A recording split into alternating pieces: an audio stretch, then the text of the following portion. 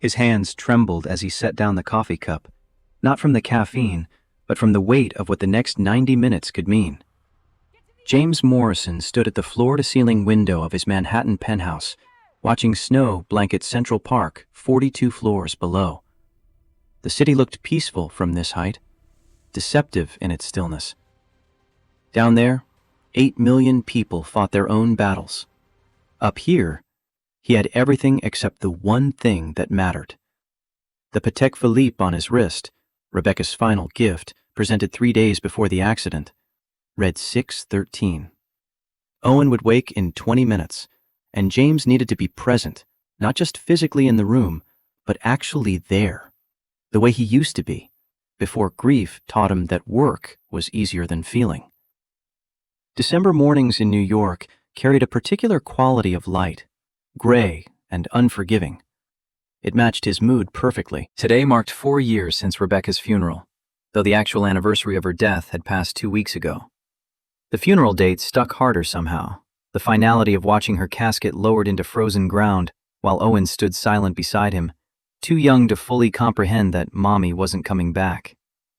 James turned from the window and moved through the penthouse with practiced quiet. 12,000 square feet of carefully curated emptiness. Rebecca had designed every room with warmth in mind. Textured fabrics, family photos, spaces meant for living. After she died, he'd kept everything exactly as she left it, creating an unintentional shrine. Owen's toys sat untouched in the playroom. Rebecca's reading glasses remained on the nightstand, her favorite throw blanket still draped across the living room sofa. Mrs. Sullivan, the housekeeper, had mentioned last week that the apartment felt like a museum. She hadn't meant it cruelly, just observant in that direct Irish way of hers. The boy needs a home, not a memorial, Mr. Morrison. You both do. The kitchen smelled of fresh coffee, the machine programmed to brew at 6 each morning. James poured a second cup and opened his laptop on the granite island. Emails flooded in, 87 since he'd gone to bed at midnight. The Hartford acquisition deal demanded constant attention, particularly with William Hayes circling like a vulture, waiting for any sign of weakness to launch his hostile takeover attempt. Hayes had built his empire through aggressive acquisition and ruthless efficiency. Morrison Engineering represented the last major independent firm in the industrial sector, and Hayes wanted it badly enough to play dirty. The board was nervous. Marcus Reed, James's CFO and closest friend, had been fielding calls from board members all week, each one questioning whether James still had the focus to lead. They weren't entirely wrong to worry. The past 4 years had been a blur of work, using deals and contracts and strategic planning to fill the hours Owen slept. It kept the loneliness at bay, mostly. It gave James purpose when he couldn't find it anywhere else. A soft sound from the hallway made him look up. Owen stood in the doorway, dark hair sticking up at odd angles, pajamas wrinkled from sleep. At 8 years old, he already had Rebecca's eyes, that particular shade of gray-blue that shifted with the light. Seeing them in his son's face hurt in a way James couldn't articulate. "Morning, buddy. The cereal's in the usual spot." Owen padded to the cabinet without speaking, retrieved the box of wheat squares Rebecca used to insist on, nothing with cartoon characters or excessive sugar, and sat at the long dining table. The table seated 12. They used 2 chairs at the far end. James watched his son eat in silence, scrolling through his phone between bites. When had Owen become so quiet? The transformation had been gradual, easy to miss while James drowned in work. The therapist they'd seen last year said it was normal, a child's way of processing loss. But the silence felt heavier lately, more permanent. "You have that presentation Friday, right? The robotics thing?" Owen nodded without looking up.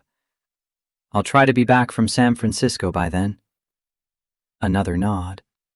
No protest, no disappointment visible on his face.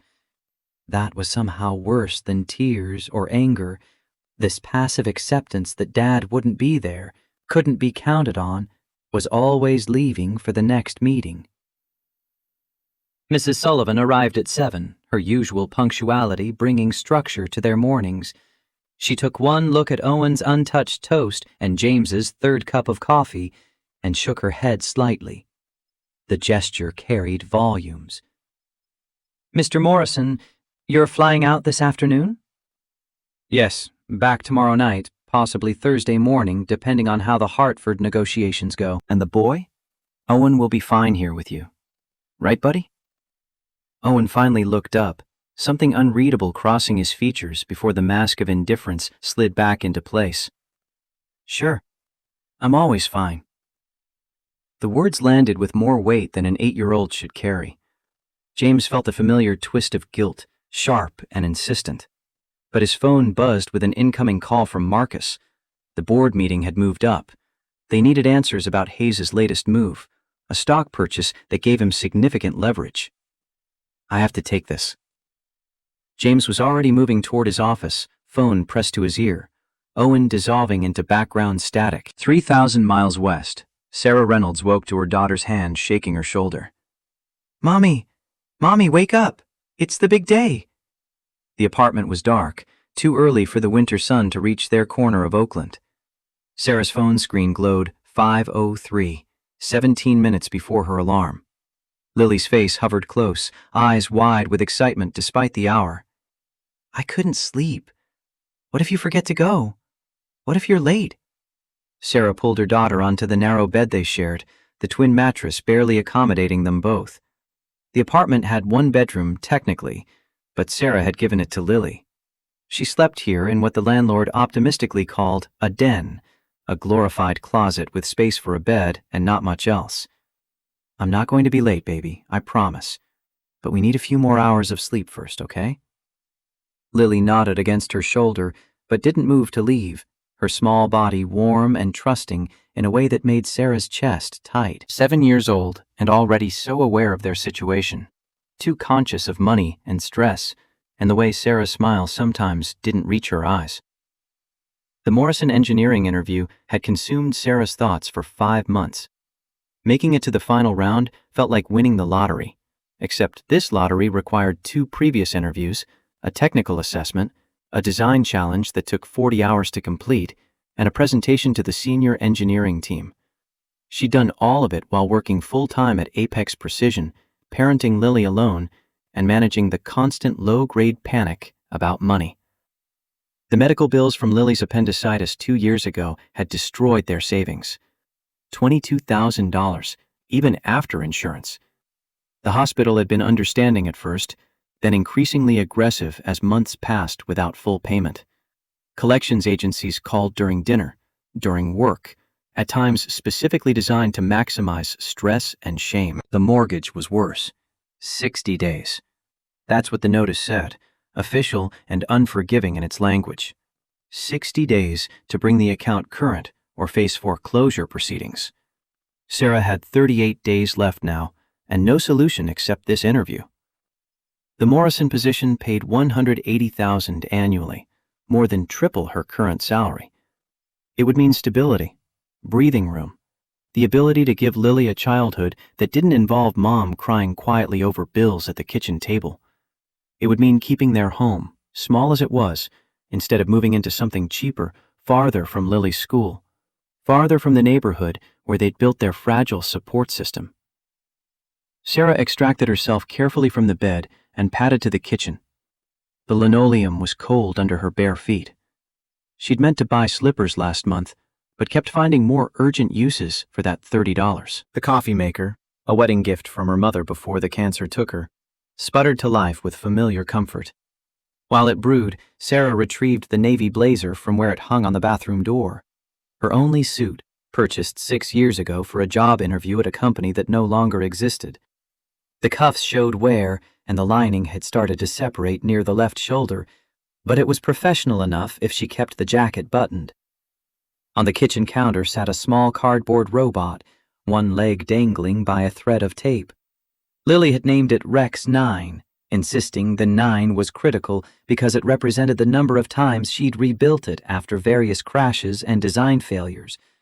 Sarah picked it up with the careful attention of someone who understood how broken things fit together. The robot's right arm had come loose too, and the painted smile looked more like a grimace now. Sarah retrieved her toolkit from beneath the sink, a modest collection she'd built over years, tools acquired one at a time as budget allowed. Her mother had been an engineer too, had taught Sarah that good tools were investments, that fixing things yourself was both practical and empowering. She reinforced the leg joint with proper glue instead of tape, then secured the arm with a small brace fashioned from a paper clip. The work focused her mind, made the interview feel less overwhelming. Engineering problems had solutions. You analyzed the issue, considered the constraints, designed the fix. If only life worked that neatly. The coffee finished brewing, and Sarah poured a cup, drinking it black to save the cream for Lily's breakfast. The window above the sink overlooked the parking lot, already showing signs of activity as their neighbors left for early shifts. Mr. Patel from 3B loaded his car with catering supplies. The college students in 2A stumbled out with backpacks and energy drinks. Sarah's gaze drifted to the stack of envelopes she'd tucked under a cookbook, out of sight, but never out of mind. Medical bills, mortgage statements, credit card notices. A physical manifestation of failure, of a life that had spiraled when David left, when her mother died, when Lily got sick and Sarah had to choose between her daughter's surgery and financial ruin. There had been no choice, really. You don't hesitate when your child needs emergency medical care. You sign the forms and deal with consequences later. Later had arrived and kept arriving, month after month, a grinding pressure that made sleep difficult and joy feel like indulgence. Today could change everything. The thought carried equal parts hope and terror. Sarah woke Lily at 6:30, helping her dress for school in clothes from the donation bin at St. Mary's Church. They'd been washed and ironed, and Lily wore them with oblivious pride. She didn't know they were hand-me-downs.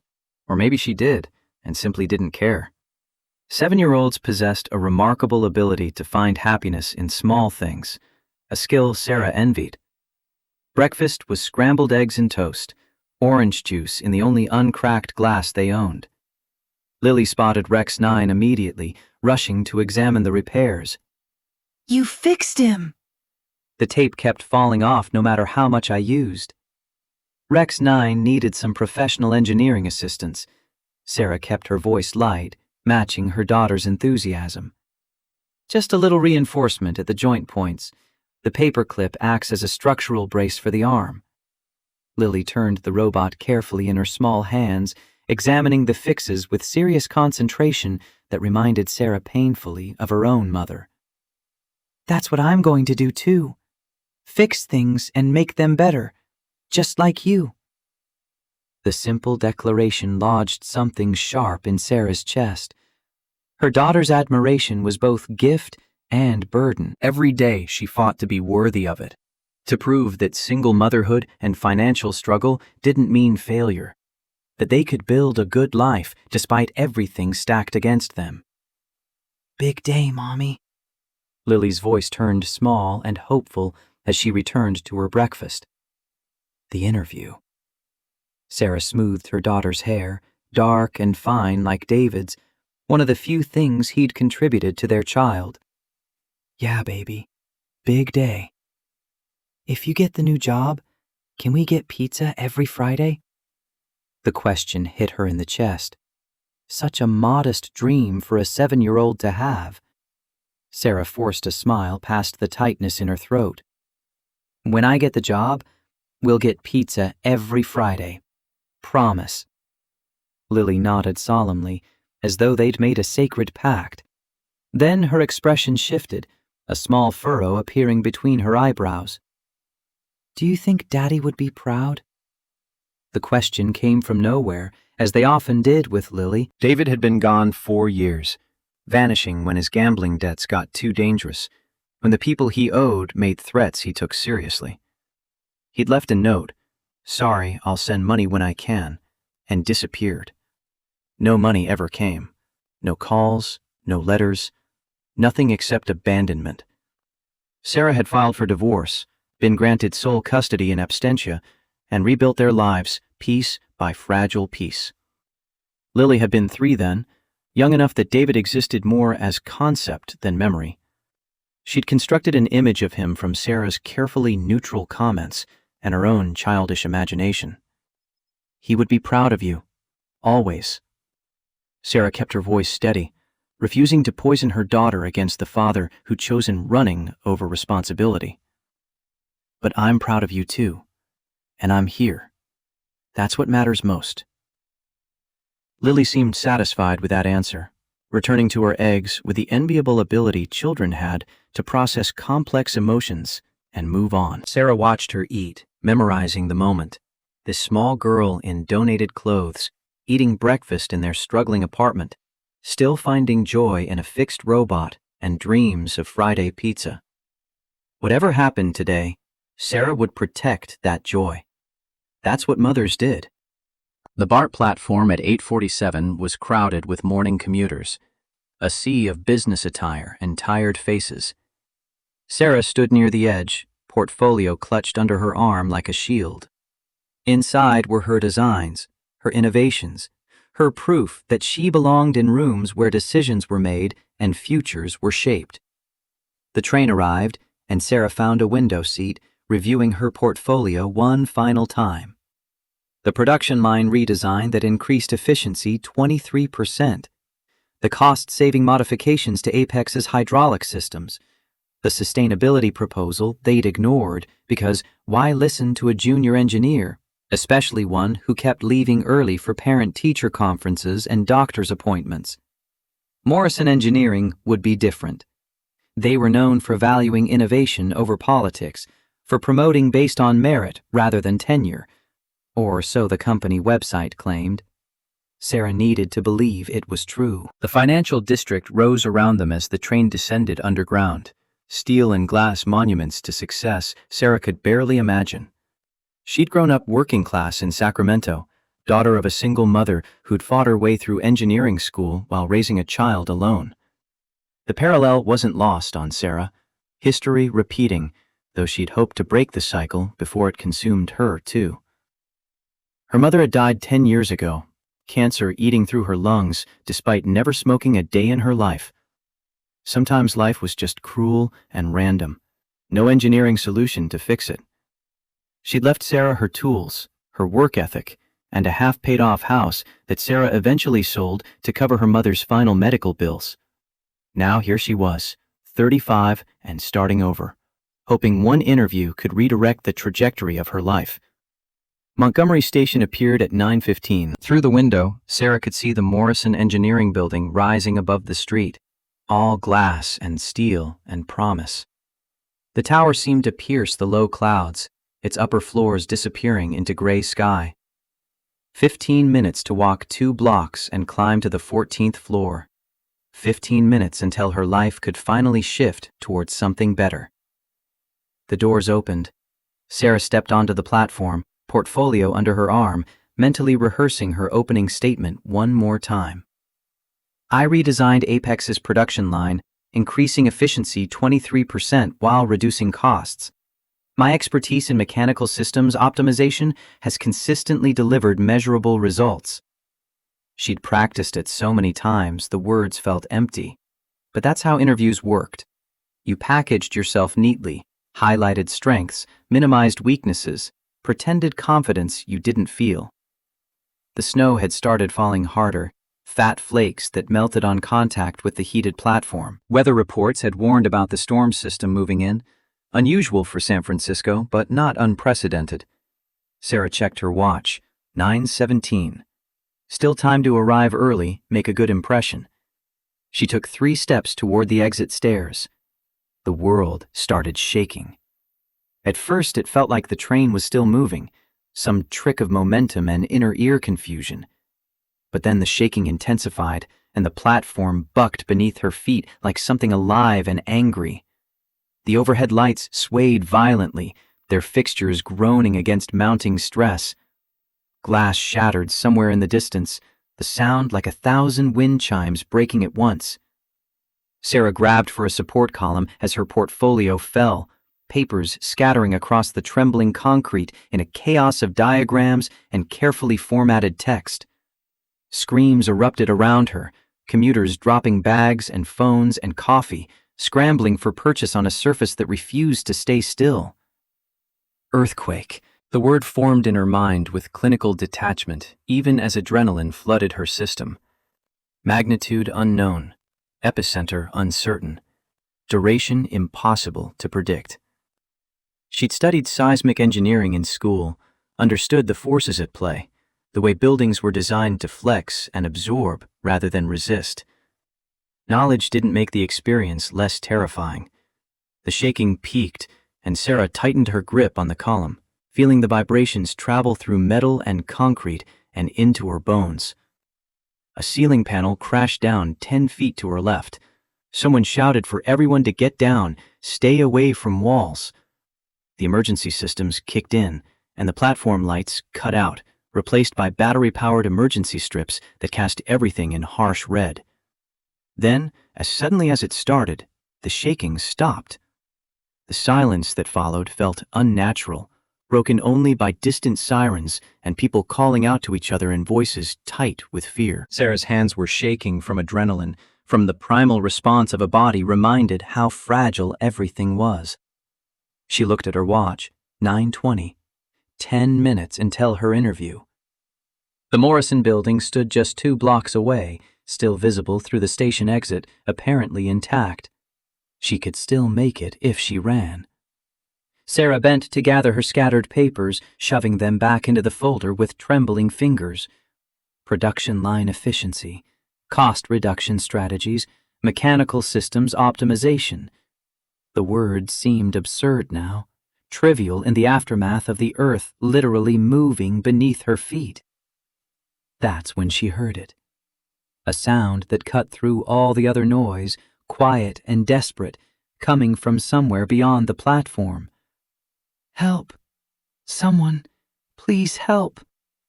The voice was barely more than a whisper, easily missed in the chaos of evacuation and emergency response. Sarah froze, her hand still on her portfolio, her mind calculating distances and probabilities. The interview was 8 minutes away. 5 months of preparation, 2 previous rounds already passed. This final meeting, the only thing standing between her and a future that made sense. But the voice called again, weaker this time. "Please, I can't feel my leg." Sarah's feet carried her toward the sound before her brain could talk her out of it, moving on autopilot toward the alley between 2 buildings just beyond the station exit. Her engineering mind was already assessing structural damage from the earthquake, potential for aftershocks, risk assessment climbing with each step she took into the narrow space between brick walls. There, half hidden behind an industrial dumpster, pinned beneath a concrete slab that had broken away from the building's facade, was a man. He was maybe 50, wearing an expensive suit now covered in dust and debris. Blood seeped from a gash on his forehead, dark and concerning against his pale skin. His left leg was trapped beneath the concrete at an angle that made Sarah's stomach turn. The leg bent where legs shouldn't bend. His eyes found hers through the settling dust, wide and terrified and clinging to consciousness by sheer will. "Please," the word came out barely audible. "I can't feel my leg." Sarah dropped her portfolio. She was moving before she could think, before she could calculate the cost, her engineering training shifting from mechanical systems to the physics of rescue. The concrete slab looked like it weighed 200 pounds, maybe more. The blood flow from the man's leg suggested a bad break, possibly arterial damage. Head wounds bled heavily even when they weren't serious, but combined with the leg injury and his deteriorating color, shock was a real concern. She needed help. She needed it now. Sarah pulled out her phone and dialed 911, her fingers leaving smears of dust on the screen. The operator's voice was harried, overwhelmed. Multiple emergencies across the city. Ambulance dispatched but delayed. Could she stay with the victim? Could she provide first aid? Sarah looked at the man trapped beneath concrete. at his eyes that held hers like she was the only solid thing in a world that had just tried to shake itself apart. Could she stay? Could she walk away? "I'm staying." The words came out steady despite her hammering heart. "Tell me what to do." The operator's instructions were clear and clinical. Keep him conscious, monitor breathing, try to stop the bleeding if possible. Help is coming, ETA 20+ minutes depending on street accessibility. 20 minutes. Sarah checked her watch. 9:24. The interview started in 6 minutes. She thought about Lily's face at breakfast, about the foreclosure notice, about 5 months of preparation evaporating with every second that passed. Then she looked at the man whose eyes held desperate hope, whose survival might depend on whether she stayed or left. "Okay." Sarah's voice was firm. Decision made. "I've got you. You're going to be fine." She knelt beside him, ignoring the cold seep of water and blood soaking through her suit pants, and started to work. The navy blazer became a tourniquet wrapped tight above the wound on his leg. The man cried out, and Sarah murmured apologies, anything to keep him conscious and engaged. She found pieces of wood in the alley, remnants of construction or demolition, and used them as levers. Physics in practice, fulcrum here, pressure point there, gradually lifting the concrete enough to reduce the compression on his leg. Her shirt came next, torn into strips for bandages, the white cotton turning red as she worked. The man drifted in and out of awareness. During a lucid moment, he tried to focus on her face. "What's your name?" "Sarah Reynolds." "I'm James." A pause, his breathing labored. "Thank you for stopping. Save your energy." Sarah checked his pulse, weak but steady. "Help is coming." "You had somewhere to be. I can see it in your face. Somewhere important. Nowhere important." The lie came easily because what else could she say? That she was sacrificing her daughter's future for a stranger? That every minute she stayed here was another minute her life spiraled further from stability? James's eyes closed, and Sarah's heart lurched. "Hey, stay with me. Tell me about yourself. What do you do?" "Engineering?" His voice was getting weaker. "I run an engineering company." Sarah's hands stilled for just a second before resuming their work. "What company?" "Morrison. Morrison Engineering Group." The world tilted in a way that had nothing to do with aftershocks. This man, bleeding in an alley, trapped under concrete, fighting for consciousness, this was James Morrison, CEO, the person who would have been conducting her interview, the person whose company represented her only chance at financial salvation. She was kneeling in his blood while her interview time ticked past. 9:30 came and went. 9:45. The ambulance sirens grew closer, but not close enough. "You have a family, James?" Sarah kept talking, kept him engaged, refused to let him slip away. "My son, Owen. He's 8. His eyes opened briefly, found hers. "If I don't make it, you're going to make it." Sarah's voice carried more certainty than she felt. "Owen needs you. You're going to fight, and you're going to survive because that's what fathers do." James's lips moved, forming words she couldn't quite hear. Sarah leaned closer. "Thank you. Whatever this costs you, thank you." The ambulance arrived at 9:58. Paramedics moved with practiced efficiency, stabilizing James, preparing him for transport. One of them looked at Sarah, taking in her ruined suit, her blood-covered hands, the improvised medical work she'd done.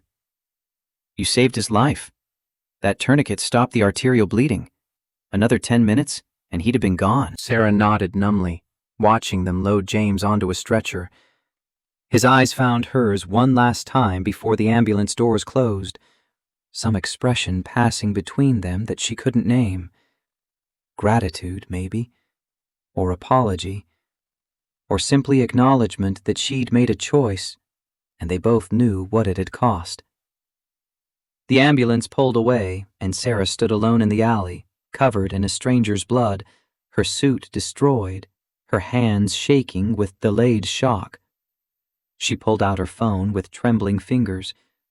17 missed calls from Morrison Engineering. Her email showed one new message, received at 9:35.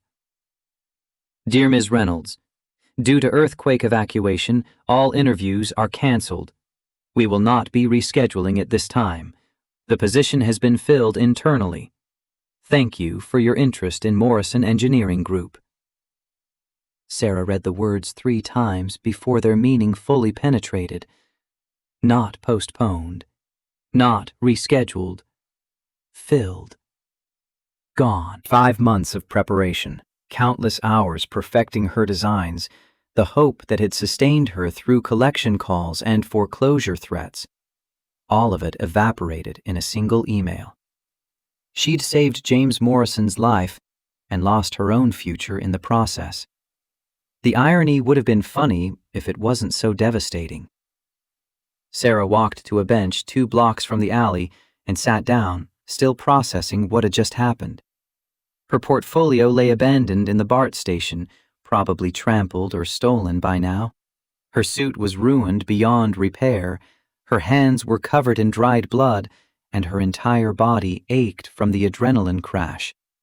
But mostly she thought about Lily, waiting at school, expecting good news, expecting Mom to come home with stories about the interview, about the new job that would fix everything. How do you tell a 7-year-old that sometimes doing the right thing costs more than you can afford to pay? Sarah pulled out her phone and called Mrs. O'Brien, the neighbor watching Lily after school. She kept her voice steady, professional, gave no indication that her world had just collapsed. Emergency at work, running late. Yes, everything's fine. Thank you so much. Then she sat on that bench until her hands stopped shaking, until she could breathe without her chest feeling too tight, until she could construct a version of today's events that didn't make her want to scream.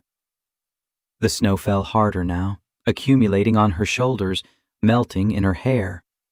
Sarah watched it fall and thought about choices and consequences and the cruel randomness of earthquakes that destroyed futures with the same indifference they destroyed buildings. When you have the choice between being right and being kind, choose kind. Her mother used to say that, back when Sarah was young enough to believe kindness was sufficient. Today she'd chosen kindness over opportunity, chosen a stranger's life over her daughter's stability, chosen to be the person her mother raised her to be, even when it meant sacrificing everything. Sarah hoped it was enough, hoped that somehow, impossibly, it would matter. She stood, brushed snow from her ruined suit, and headed toward the BART station to begin the long journey home to Lily, and explanations, and a future that looked even more uncertain than it had this morning. At least James Morrison would live to see his son again. At least Owen wouldn't grow up without a father. It wasn't much, but right now, it was all Sarah had. 3 weeks passed in a blur of survival and stubborn routine. Sarah returned to Apex Precision on Monday. Same cramped desk, same dismissive supervisor, same $58,000 salary that barely covered rent. Her boss asked about the interview with a smirk that suggested he already knew the outcome. Didn't pan out, huh? Maybe you're better suited here. She'd smiled and nodded and gone back to work, each day a grinding repetition of the one before. Design reviews that went nowhere, suggestions that fell on deaf ears, lunch breaks spent applying to positions that never responded. The medical bills moved to final collections. Angry letters arrived daily, threats of legal action printed in bold red text. Sarah negotiated payment plans she couldn't afford, promised amounts she didn't have, bought time in increments measured in weeks. The mortgage notice arrived on day 17 post-earthquake. 30 days remaining. Accelerated foreclosure proceedings. Please contact our office immediately. Sarah sat at her kitchen table, surrounded by spreadsheets and calculations, moving numbers around like puzzle pieces that refused to fit. No matter how she arranged them, no matter what she cut or postponed or sacrificed, the math didn't work. They were going to lose the apartment. Lily asked about the interview only once. Sarah had explained there was an earthquake, everything got canceled. Sometimes that's just how things go. Lily had hugged her and said it was okay, they'd figure something out, with the blind faith of childhood that problems had solutions if you just tried hard enough. Sarah spent her nights searching for cheaper apartments, places farther from Lily's school, farther from Mrs. O'Brien and the support system they'd built. The numbers were brutal. Security deposits, moving costs, the disruption to Lily's life, it all compounded into a future that looked increasingly unstable. She thought about James Morrison more than she wanted to admit. Googled him compulsively, looking for updates. Morrison Engineering CEO, recovering well, expected to return to work within the month. The articles never mentioned Sarah, never acknowledged the woman who'd saved his life. She was anonymous, irrelevant, a footnote erased from the story. It was better that way, probably.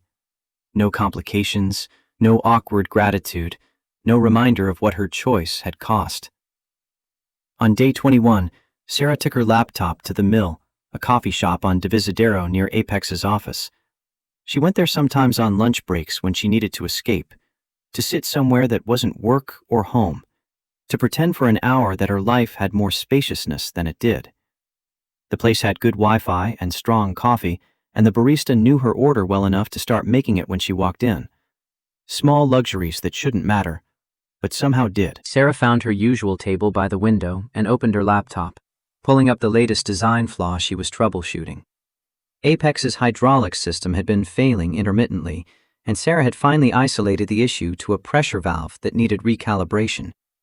She was drafting her analysis when someone sat at the table next to hers. She glanced up out of habit, ready to return to work, and stopped breathing. James Morrison sat 5 feet away, walking cane leaning against his chair, slight limp visible even sitting down. He wore casual business attire, no tie, and the scar on his forehead had healed to a faint line that would probably fade with time. He was focused on his phone, hadn't noticed her yet. Sarah's mind raced through options. Say hello? Remind him? Slip out quietly before he looked up? This was awkward and complicated, and the last thing she needed was gratitude from the man whose company had rejected her. But the barista called out her order before she could decide. Sarah, oat milk latte for Sarah. James's head snapped up like he'd been shot. Recognition flooded his face. Shock morphing into wonder, morphing into something that looked almost like relief. It's you. Sarah's heart hammered against her ribs as James Morrison rose from his chair, momentarily forgetting the cane that clattered to the floor.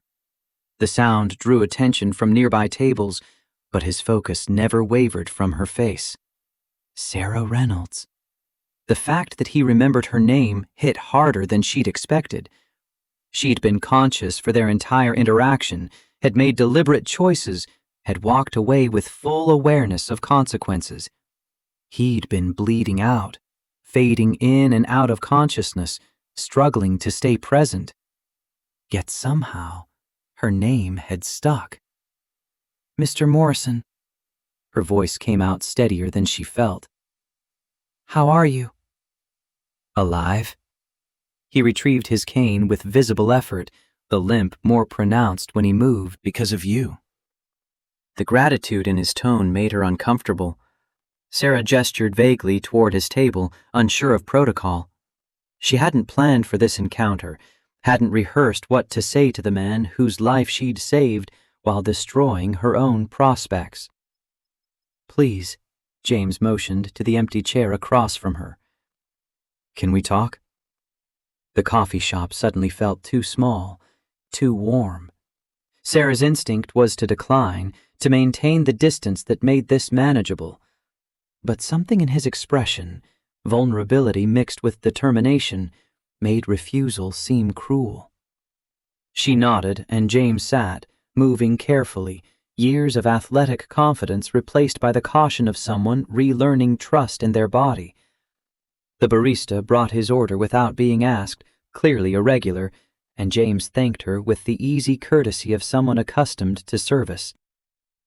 "I've been looking for you for 3 weeks." His directness caught her off guard. "Police couldn't track you down." Security footage from the BART station was too damaged. I didn't know how to reach you. Sarah wrapped her hands around her coffee cup, seeking anchor in the warmth. "Why were you looking?" "To thank you. The doctor said if you hadn't stopped the bleeding, kept me conscious, I wouldn't have made it. The paramedics called your improvised lever system genius." Heat crept up Sarah's neck. "I did what anyone with basic engineering knowledge would do." "No." James leaned forward, intensity radiating from him despite the casual setting. "You did what someone with medical training and engineering problem-solving would do. Most people would have panicked or run for help and left me alone. You stayed." The weight of his gratitude pressed down like physical force. Sarah needed to redirect this conversation before it became something she couldn't handle. "What were you doing at Montgomery Station that morning?" "Business meeting downtown. We were finalizing the Hartford acquisition." His expression shifted, comprehension dawning. "Wait, what were you doing there?" The question hung between them, loaded with implications Sarah wasn't ready to confront. She could lie, deflect, keep her failure private. But something about the way he looked at her, direct and unflinching, made dishonesty feel impossible. "I had an interview." Her fingers tightened on the cup. "Final round. Morrison Engineering, senior mechanical engineer position." James went very still. Understanding crashed across his features, followed immediately by something that looked like horror. "You were coming to interview with me?" Not a question. A statement of fact that carried the weight of consequences neither of them had controlled. "I made it to the final 5. Sarah kept her voice level, professional, refused to let emotion bleed through. "Out of 200 applicants, the position would have tripled my current salary." James's jaw clenched. "That position. We filled it the day after the earthquake, canceled all remaining interviews because I was in the hospital and couldn't conduct them." The irony settled between them like a third presence. Sarah had given up her interview to save the man who would have interviewed her. His survival had directly caused her opportunity to evaporate. The universe had a twisted sense of humor. "It's okay." Sarah forced the words out, needing to absolve him of guilt he didn't deserve. "These things happen." "It's not okay." His voice carried an edge now, frustration bleeding through the gratitude. "You gave up that interview to save me. Because you saved me, you lost the opportunity." "I didn't give it up." Pride made her spine straighten. "I made a choice. I'd make the same choice again." James studied her with unnerving intensity, seeing past the professional mask to something underneath. "Let me make this right. I'll create a position, same salary, same level. Your qualifications clearly met our standards if you made Final 5. The offer landed like a slap. Sarah stood abruptly, her chair scraping against the floor with a sound that made other patrons glance over. "No. Thank you, but no." Confusion flickered across his face. "Why not? You need the job, I need talented engineers. This makes perfect sense." "Because I need to know that when I succeed, it's because I earned it." The words came out sharper than intended, years of fighting for recognition in male-dominated spaces adding steel to her voice. Not because someone felt guilty, not because I saved a life and got rewarded. I need to earn it on my own merit. James rose too, leaning heavily on his cane. "This is on merit. You made Final 5 out of 200 applicants. And I'll make Final 5 somewhere else." Sarah grabbed her laptop, shoving it into her bag with jerky movements. "Somewhere where the CEO doesn't owe me his life." She was halfway to the door when his voice stopped her. "What if it's not about the job?" Sarah turned, found him still standing by the table, balanced on his cane, looking more uncertain than she'd seen him. What if we just had coffee sometimes? Got to know each other. As friends. The request was so unexpected that Sarah's prepared defenses crumbled. Why would you want that? James took a careful step toward her, mindful of the injury still healing. Because in 3 weeks, I haven't been able to stop thinking about you. Not because I owe you, though I do, but because when I was lying in that alley, fading, your voice was the only thing that kept me here. You asked about Owen. You made me want to survive. That's not debt. That's connection. The vulnerability in his admission breached something in Sarah's carefully constructed walls. She'd spent 3 weeks trying not to think about those minutes in the alley, trying to forget the intimacy of holding a stranger's hand while his life hung in balance. But the memory had haunted her too. The weight of his trust, the terrifying responsibility of being someone's only lifeline. Just coffee. Her words came out quieter now, testing the parameters. Sometimes, as friends. Relief washed over James's features. As friends. Sarah sat back down, the fight draining out of her. They ordered lunch, sandwiches neither of them really wanted, and began the awkward dance of two strangers trying to find common ground beyond trauma. James talked about Owen, the way single parenting consumed every moment not dedicated to work. His son had become quiet after Rebecca died, withdrawn in ways that therapy hadn't fully addressed. The robotics project at school was the first thing Owen had shown genuine interest in for months. Sarah shared carefully edited versions of her own struggles. Lily's brilliance at building things from scraps, the challenge of balancing work and parenting, the way her daughter asked questions that shouldn't hurt, but did. When is Daddy coming back? Why don't we have more money? They didn't discuss the earthquake, didn't mention the interview or the job or the complicated web of obligation and loss that connected them. Instead, they talked around those things, finding safer ground in shared experience of raising children alone. An hour passed before Sarah noticed. Then another. The coffee shop grew crowded with the afternoon rush, and they barely registered the noise, caught in conversation that felt simultaneously new and familiar. James's phone buzzed repeatedly. He ignored it until the fifth call forced his attention. I'm sorry, I need to take this. It's my CFO. Sarah watched him step outside, phone pressed to his ear, his expression shifting from relaxed to tense in seconds. Through the window, she could see him arguing, free hand gesturing in sharp movements that suggested frustration. He returned looking older, the weight of whatever news he'd received visible in the set of his shoulders. Everything okay? William Hayes is making another move. James sat heavily, exhaustion replacing the energy from their conversation. Hostile takeover attempt. He's been circling for months, waiting for any sign of weakness. Sarah knew the name, everyone in engineering circles did. Hayes Industrial had built an empire through aggressive acquisition and ruthless efficiency. Will he succeed? Not if I can help it. But the board is nervous. They think I'm distracted, unfocused. Maybe they're right.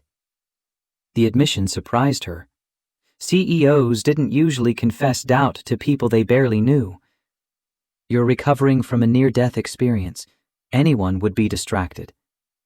That's not the excuse I can give them. James rubbed his face, the gesture aging him further. In business, vulnerability is weakness. Showing injury invites predators. Sarah thought about her own workplace, the way her supervisor dismissed her ideas, the casual sexism disguised as concern when she left early for Lily's school events. Vulnerability is always weaponized. Doesn't make it right. No. His eyes met hers with renewed focus. It doesn't. They exchanged numbers as the coffee shop prepared to close, the exchange feeling both momentous and mundane. Sarah watched James leave, his gait still uneven, and wondered what exactly she'd agreed to. Coffee as friends sounded simple, but nothing about James Morrison felt simple. The following Tuesday, Sarah's phone buzzed during her lunch break. Unknown number, message brief. Coffee Friday? Same place, same time? James. She stared at the text for a full minute before responding. Sure. His reply came immediately. Looking forward to it. Friday arrived with Sarah second-guessing her decision.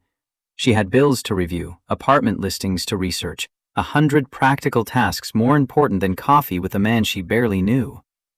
But she went anyway, arriving exactly on time to find James already seated at the same table, 2 coffees waiting. I guessed your order. He gestured to the oat milk latte. Seems safer than asking the barista to shout your name again. The thoughtfulness of the gesture, small but deliberate, settled something anxious in Sarah's chest.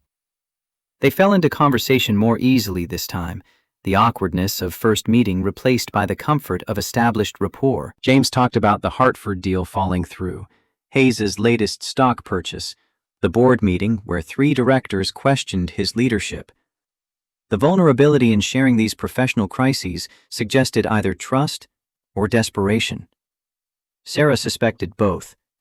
In return, she described Apex Precision's dysfunction, her supervisor's habit of taking credit for her innovations, the way being a working mother meant being perpetually suspect. When she left at 5 to pick up Lily, colleagues made pointed comments about part-time commitment despite her 50-hour weeks. They're idiots. James's assessment was blunt. Anyone who can't see your talent doesn't deserve to benefit from it. Sarah laughed, the sound surprising her. You don't even know my work. I know you engineered a rescue under extreme pressure with limited resources. That tells me everything I need to know about your problem-solving ability. The compliment hit differently than the gratitude had, less about what she'd done for him and more about recognizing capability she was starting to doubt herself. Have you thought about consulting? James's question seemed casual, but carried weight underneath. Starting your own firm? With what capital? Sarah didn't bother hiding the bitterness. What connections? I can barely keep my current job and manage Lily and avoid foreclosure. Starting a business requires resources I don't have. What if you did have connections? James leaned forward, careful not to seem pushy. Companies in my network who need mechanical engineering expertise. I could make introductions. That sounds like charity with extra steps. It's networking. His tone shifted, more business than personal. It's how things work. I introduce talent to opportunity.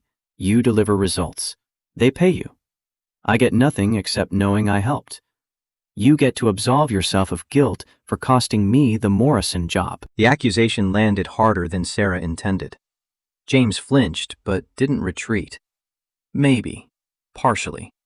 But mostly I believe you're wasting your potential in a place that doesn't value you. And I'm in a position to do something about that. Why? Sarah pressed. Why do you care what happens to me? His answer came slower this time, more considered. Because you remind me that success isn't just about money or power or winning against people like Hayes. It's about purpose.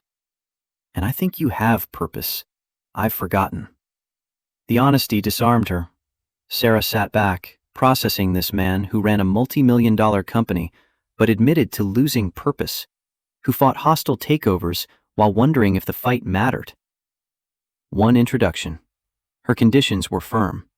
If I fail, it's on me. If I succeed, it's my success. You step back after making the connection. Deal. James extended his hand and Sarah shook it, the contact brief but significant. I know someone at Apex Renewables. Green energy startup. Brilliant ideas. Terrible execution. They need someone who can troubleshoot mechanical systems. Not one of your companies? Not one of my companies. James smiled slightly. Completely independent. Sink or swim on your own merit. 3 days later, Sarah sat across from Marcus Chen, CEO of Apex Renewables, in a cramped office that smelled like coffee and desperation. The company operated from a converted warehouse in Oakland, all exposed brick and young engineers clustered around whiteboards covered in equations. Marcus explained their problem with the urgency of someone watching funding evaporate. Wind turbine prototype designed for urban installation. Revolutionary in theory, complete disaster in practice.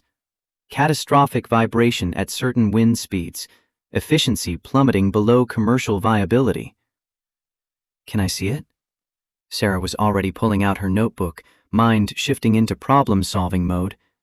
They walked to the testing floor where the prototype stood, elegant and entirely dysfunctional.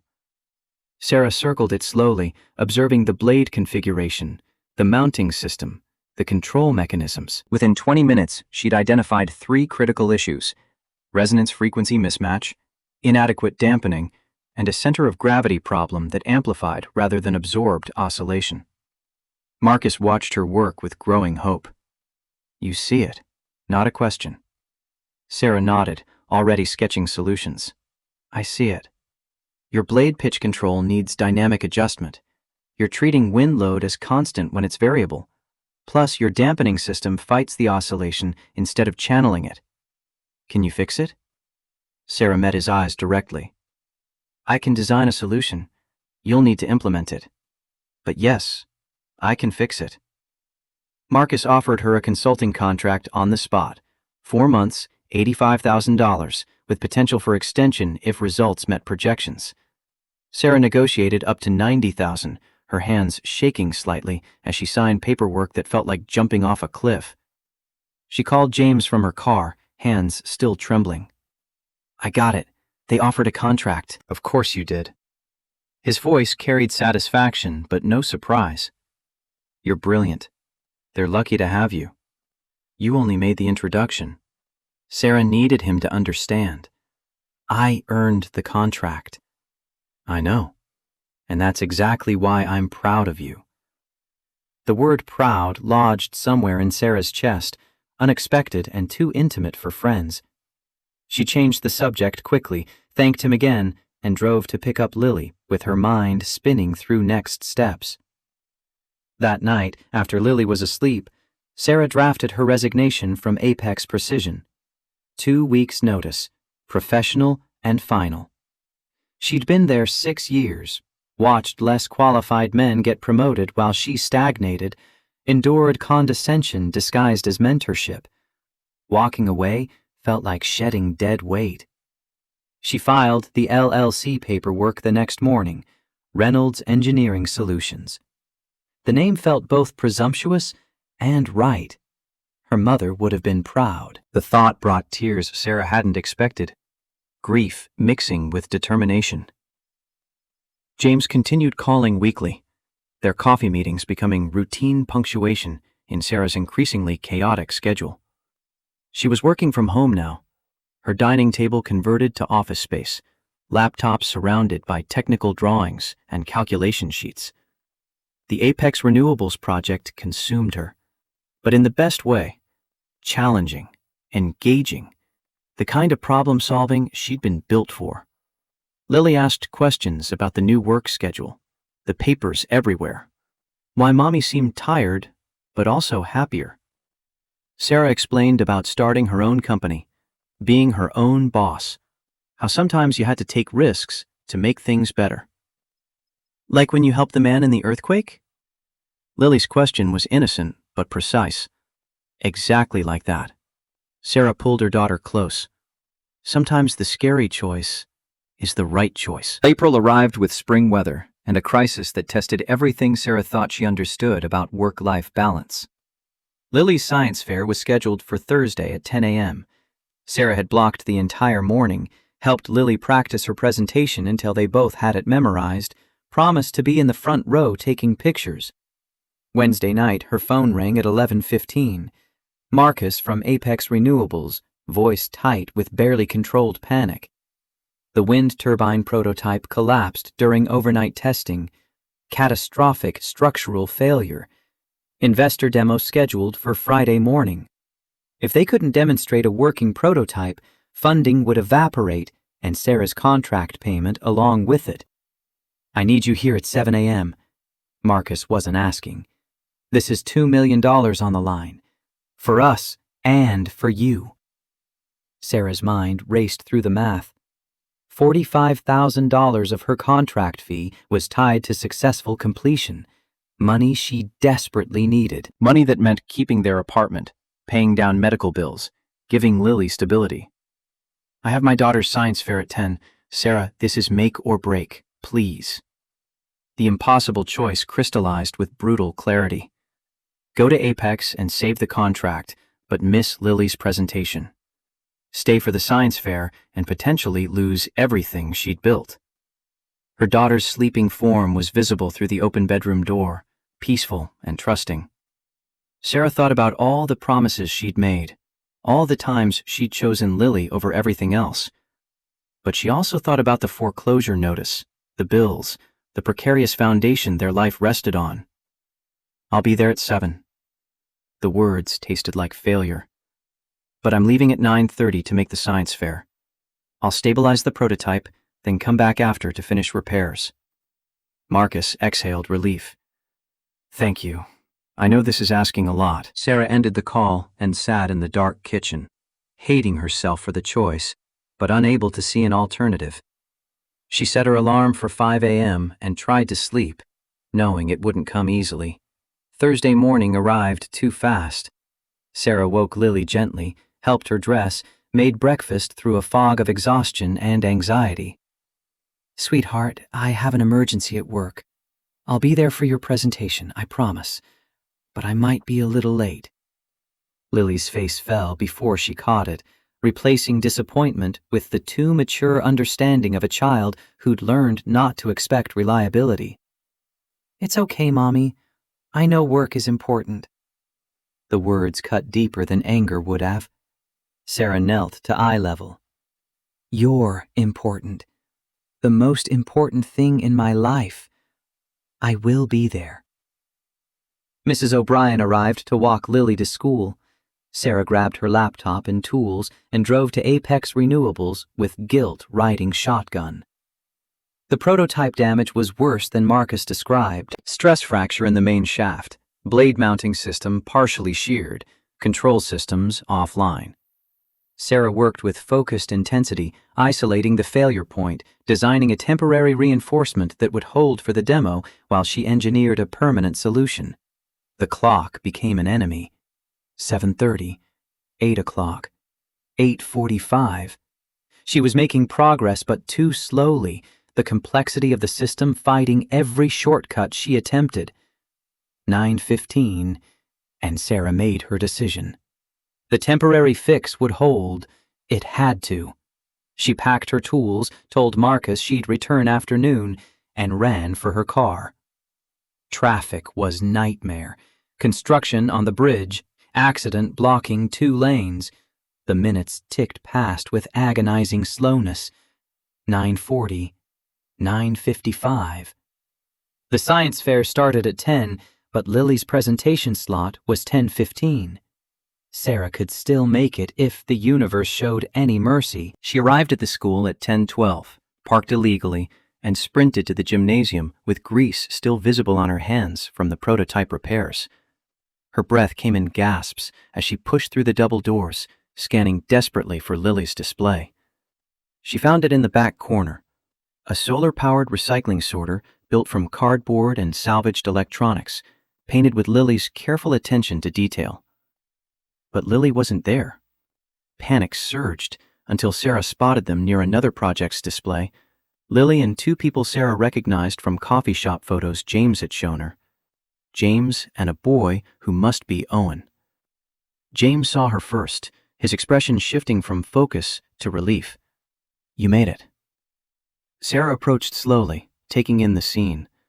Lily stood beside Owen, both children examining a volcano model, while James asked questions that made Lily light up with technical explanations. They'd clearly been here for a while, keeping Lily company, preventing her from facing the presentation alone.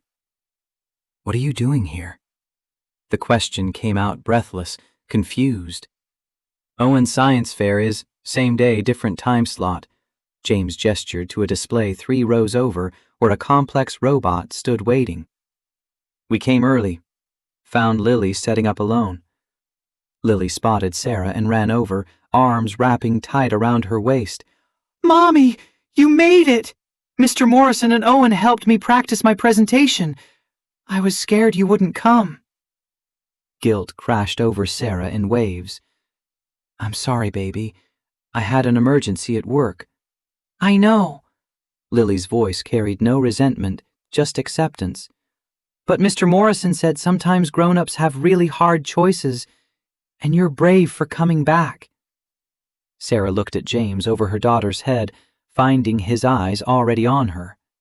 Understanding passed between them, acknowledgement of impossible choices and the cost of doing what must be done. Thank you. The words felt inadequate for what he'd given her.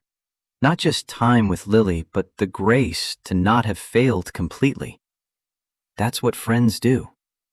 But the way he looked at her suggested something beyond friendship, something neither of them had named yet. The presentations began, and Lily performed brilliantly, explaining her solar-powered sorter with confidence that made Sarah's chest ache with pride. Owen presented 30 minutes later, his adaptive robot demonstrating problem-solving algorithms he'd programmed himself. James watched his son with visible emotion, the first time Sarah had seen his professional mask drop completely. Afterward, Lily won honorable mention for innovation.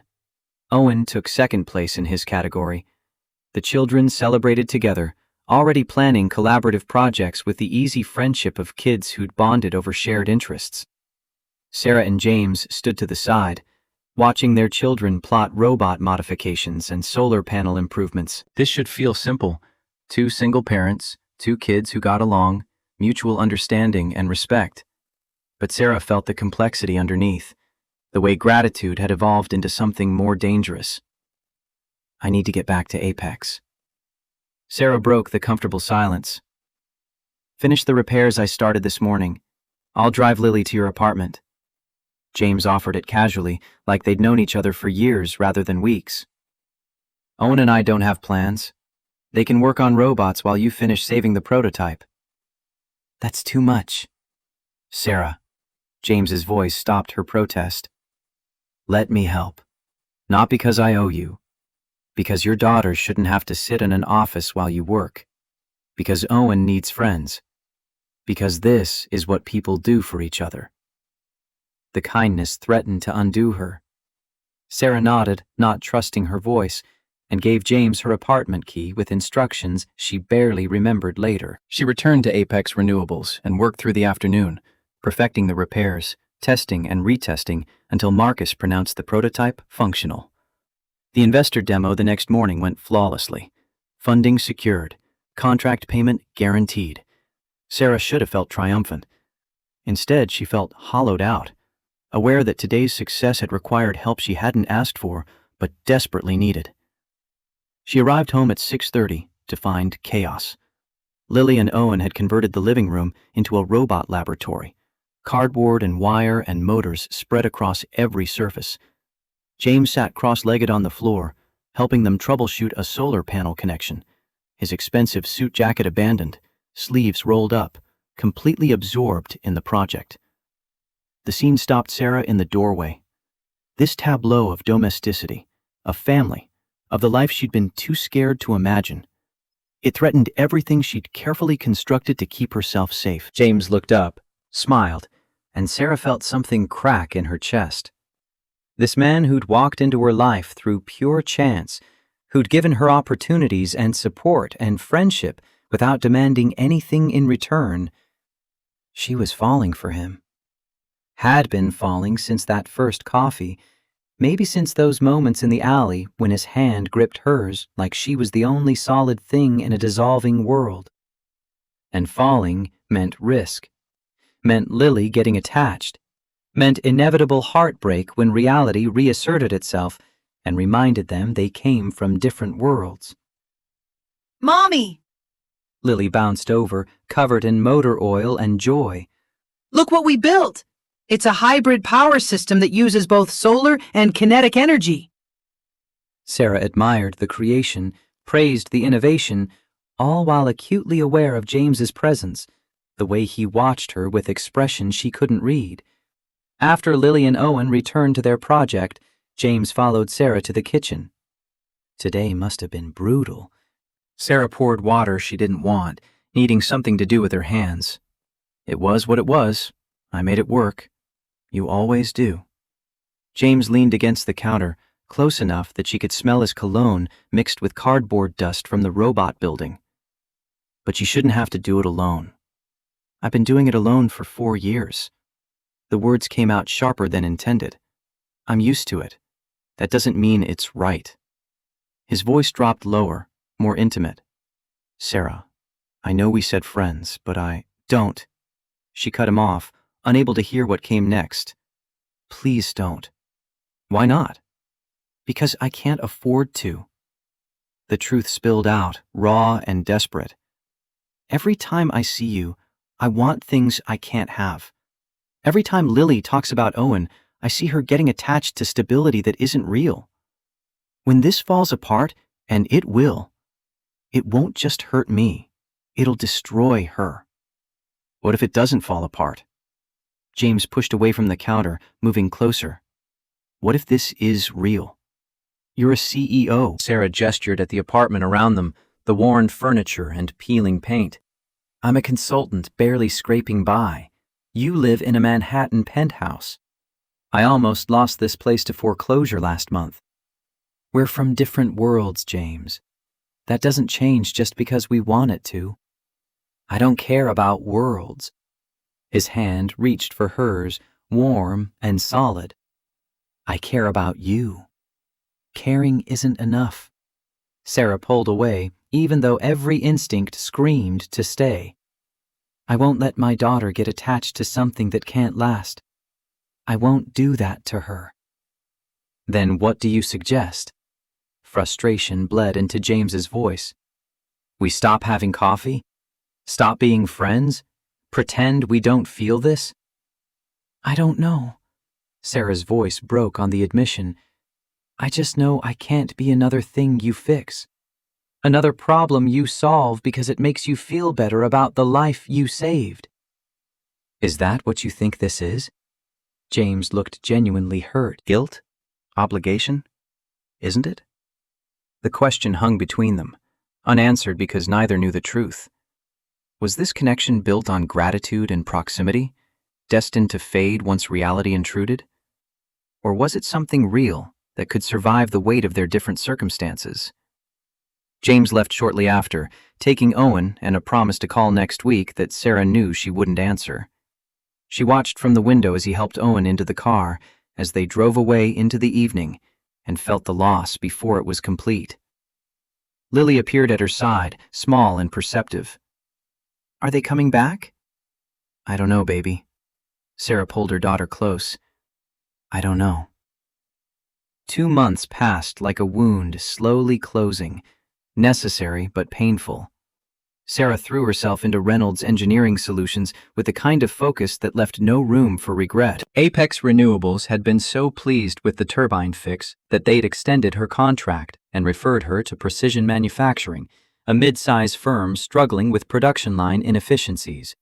Within 6 weeks, Sarah had 2 active clients and a waiting list forming. The money arrived in increments that felt surreal after years of scarcity. Her first invoice payment, $35,000, sat in her checking account for 3 days before she could bring herself to spend it. When she finally did, the mortgage company got their overdue payments, the medical collections got a settlement offer, and Lily got a new bed that wasn't second-hand. The apartment still faced foreclosure technically, but Sarah had negotiated an extension. 3 more months to prove she could sustain the payments. 3 more months to build something stable enough to call security. She didn't call James. He didn't call her. The silence felt like mutual agreement, an acknowledgement that some connections were too complicated to sustain. But Lily asked about Owen constantly, drew pictures of the 4 of them together, created elaborate stories about robot-building adventures they'd never have. Sarah told herself it was better this way, cleaner. Less risk of attachment leading to inevitable loss. She almost believed it until the nights when work was done and Lily was asleep and the apartment felt too quiet, too empty, too much like the life she'd resigned herself to, before James Morrison stumbled into her orbit. June brought humid heat and the kind of exhaustion that came from working 60-hour weeks while solo parenting. Sarah sat at her dining table turned desk at 11 p.m., reviewing structural calculations for Precision Manufacturing's conveyor system redesign. The numbers blurred together. Her phone buzzed with an email notification she ignored until the third buzz forced her attention. William Hayes had succeeded. The hostile takeover of Morrison Engineering Group was complete. James Morrison had sold the company to Velocity Engineering Group for $850 million. The business press called it capitulation. Industry analysts debated whether James had lost his edge, whether grief and distraction had finally caught up with him. Sarah read the articles with a strange hollowness. This man she'd saved, had coffee with, had nearly let herself fall for. He'd just lost the company he'd built from nothing. The empire Rebecca had helped him create was gone, absorbed into a conglomerate that would strip it for parts and profit margins. She should feel something. Sympathy, perhaps, or vindication that their different worlds had proven too vast to bridge. Instead, she felt the echo of loss, remembering the vulnerability in his voice when he'd admitted to losing purpose, to fighting Hayes just to have something to fight for. Lily appeared in the doorway, rubbing sleep from her eyes. Mommy, why are you sad? I'm not sad, baby. The lie came automatically. You are. You've been sad since we stopped seeing Mr. Morrison and Owen. The observation landed with uncomfortable accuracy. Sarah closed her laptop and pulled Lily onto her lap, breathing in the scent of children's shampoo and innocence. Sometimes grown-ups have to make hard choices about who they spend time with. But you liked them. Lily's logic was child-simple and irrefutable. And I liked Owen. He was my friend. I know. Sarah held her daughter tighter. Sometimes liking people isn't enough. Why not? The question had no good answer, at least none that a 7-year-old could understand. Sarah settled for a deflection about complicated adult things and carried Lily back to bed, tucking her in with promises of pancakes for breakfast and a trip to the park this weekend. But lying in her own bed afterward, Sarah couldn't escape the truth Lily had articulated so clearly. She had liked James. More than liked him. Had seen in him the possibility of partnership, of shared burden, of building something together that was stronger than the sum of their individual struggles. And she'd walked away because fear was easier than risk. The call came on a Thursday afternoon in late June, while Sarah was elbow-deep in hydraulic system diagnostics at Precision Manufacturing. Unknown number, which she normally ignored, but something made her answer. Sarah Reynolds? The voice was male, professional, unfamiliar. Speaking? This is Marcus Reed. I'm the CFO of Morrison Engineering Group, or was before the sale. I'm calling on behalf of James Morrison. Sarah's pulse spiked, despite her best efforts at composure. Is he okay? Physically, yes. A pause that suggested Marcus was choosing words carefully. Emotionally, he's struggling. The sale of the company hit him hard. He's been holed up in his apartment for 2 weeks, barely speaking to anyone, including Owen. I'm sorry to hear that. Sarah kept her voice neutral, professional. But I'm not sure why you're calling me. Because you're one of 3 people he's mentioned by name since this started. Marcus's bluntness cut through pretense, and the only one who might be able to get through to him. We're not. We were friends, briefly. I don't think I have any influence. Owen locked himself in his room yesterday, refused to come out until his father stopped hiding. When James finally got the door open, Owen told him he was tired of watching Dad give up on everything that mattered. Marcus let that sink in. An 8-year-old shouldn't have to be the adult in the relationship. The guilt hit Sarah harder than expected. She'd been so focused on protecting Lily from attachment that she hadn't considered how Owen might be affected by the sudden absence. The boys had bonded over robots and engineering, had found in each other the kind of friendship that transcended parental complications. What do you want me to do? The Morrison Foundation is launching next Tuesday. James created it using proceeds from the sale, $150 million, dedicated to providing engineering education and startup capital for single parents. Marcus's tone shifted, became more personal. He built this because of you. Because you showed him that talent and determination matter more than pedigree or connections. Sarah's throat tightened. That doesn't mean he wants to see me. He's scheduled to give a speech at the launch event. I think having you there would remind him why any of this matters. Marcus provided details, time, location, dress code. The choice is yours, obviously. But Owen asked me specifically to call you. He said his dad needs someone who understands about hard choices. The 8-year-old's insight was devastating. Sarah agreed to think about it and ended the call with her mind spinning through implications and consequences. Attending meant reopening something she'd carefully closed. It meant facing James and whatever feelings she'd been suppressing. It meant risking Lily's heart along with her own. But staying away meant letting fear win, meant teaching her daughter that running from hard things was acceptable. Sarah called Mrs. O'Brien that evening, asked if she could watch Lily Tuesday evening for a few hours. The neighbor agreed, with the knowing tone of someone who suspected romance, and approved. Sarah didn't correct the assumption. Tuesday arrived with summer heat that made the city feel sluggish and irritable. Sarah spent too long choosing what to wear, settling finally on a simple dress she'd bought for client meetings. Professional, but not severe, put together without trying too hard. She felt ridiculous caring about appearance, then felt worse for lying to herself about why she cared. The foundation launch was held at a renovated warehouse in Soma, the kind of industrial chic space that San Francisco specialized in. Sarah arrived deliberately late, slipping into the back of the crowd already gathered. The space buzzed with conversation. Tech entrepreneurs, venture capitalists, non-profit directors, people who moved in circles Sarah had only observed from outside. She spotted Marcus Reed near the front, his alert posture suggesting he was looking for someone.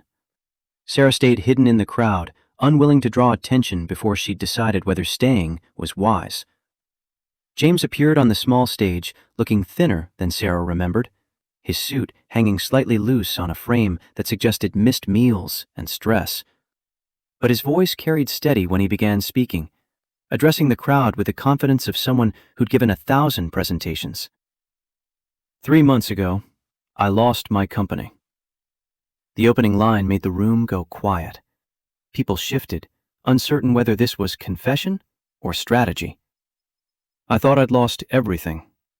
The business I'd built from nothing. The legacy my wife and I created together. My identity as someone who knew how to win. Sarah's chest tightened watching him, seeing the vulnerability he was choosing to display. But I realized I'd been losing what mattered most for 4 years. James's eyes scanned the crowd, and Sarah instinctively stepped behind a taller person, not ready to be seen. My son, my purpose, my connection to why any of this work matters. A woman once told me she didn't need charity, she needed a chance. This foundation is for people like her, people who need opportunity, not pity. The words landed like physical impact. Sarah felt heat rise to her face as understanding rippled through the crowd. James was talking about her. Not naming her, but making clear that someone specific had inspired this entire endeavor. We provide engineering scholarships for single parents, microloans for starting consulting businesses, mentorship from industry professionals who remember what it's like to struggle. James's voice gained strength as he spoke, animation returning to features that had seemed carved from exhaustion. Because the best engineers I've met aren't the ones with the fanciest degrees or the biggest trust funds. They're the ones who've had to solve impossible problems with limited resources and unlimited determination. Applause erupted, and Sarah used the noise as cover to slip outside, her emotions too raw to process in a room full of strangers. The evening air was cooler, welcome after the packed warehouse heat. She leaned against the brick exterior and tried to steady her breathing. You came. Sarah spun to find James standing 10 feet away, having followed her out. He looked uncertain, hopeful, like someone approaching something fragile that might shatter. Marcus called me. Sarah's defense mechanism kicked in immediately. He said Owen asked him to. Owen has good instincts. James moved closer, carefully, respecting the space between. Better than his father, apparently. Your speech was good. The business compliment felt safer than anything personal. The foundation is a wonderful idea. I meant what I said in there. His eyes held hers with uncomfortable intensity. You inspired it. Not because I'm trying to fix you or absolve guilt, because you showed me what real strength looks like, and I wanted to help other people who have that strength, but not the opportunities. James, I can't. I'm not asking you to. His interruption was gentle but firm. I'm not asking for anything except to tell you what I should have said 2 months ago. I sold the company because I was using it to hide. From grief, from Owen, from the terrifying possibility that I might be capable of feeling something real again. Sarah's pulse hammered against her throat. You didn't have to sell it to prove that. Maybe not, but Hayes was right about one thing. I was distracted, just not in the way he thought. James took another step closer. I was distracted because every business decision felt empty compared to coffee with you. Every acquisition negotiation felt pointless compared to watching our kids build robots together. Stop. Sarah put up a hand, needing him to pause before she lost her grip on the careful distance she'd maintained. You're going through a transition. You're processing loss. I'm convenient and uncomplicated compared to everything else falling apart. You think this is convenient? Frustration bled into James's voice for the first time. You terrify me, Sarah. You make me want things I thought died with Rebecca. You make me hope that maybe I deserve more than just existing in the shell of my old life. The confession hung between them, raw and unguarded. Sarah wanted to reach for him, wanted to close the distance and let herself fall completely into whatever this was. But Lily's face appeared in her mind, hopeful, trusting, already half in love with the idea of Owen as a friend, of James as something more. I have to protect my daughter. The words came out quieter than intended. Every choice I make, I have to think about how it affects her. And letting her get attached to you and Owen when I don't know if this is real? I can't do that to her. It is real. James closed the remaining distance between them, close enough now that Sarah could see the exhaustion shadowing his eyes, the pain he'd been carrying alone. I've spent 2 months trying to convince myself it wasn't, trying to go back to how things were before that earthquake. But I can't unknow you, Sarah. Can't forget what it feels like to want more than just survival. What are you asking for? A chance? His hand reached for hers, and this time she didn't pull away. Not promises or guarantees or anything either of us might not be able to give. Just a chance to see if this is as real as it feels. Sarah's resolve crumbled watching him, seeing in his face the same desperate hope she'd been fighting for months. And if it falls apart? If we hurt our kids by trying? Then we hurt them by trying instead of hurting them by never trying at all. James's thumb traced circles on her palm, the contact sending electricity up her arm. I'd rather teach Owen that taking risks for important things is worth it than teach him that fear should dictate every choice.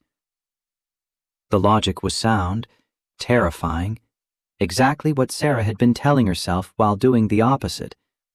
She thought about Lily's drawings of the 4 of them together, about Owen locked in his room demanding his father stop hiding, about 2 children who'd found friendship and had it taken away by adults too scared to embrace possibility.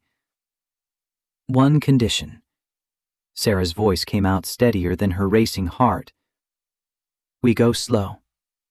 We're honest with the kids about this being new and uncertain. And if it doesn't work, we handle it like adults, so they're not collateral damage.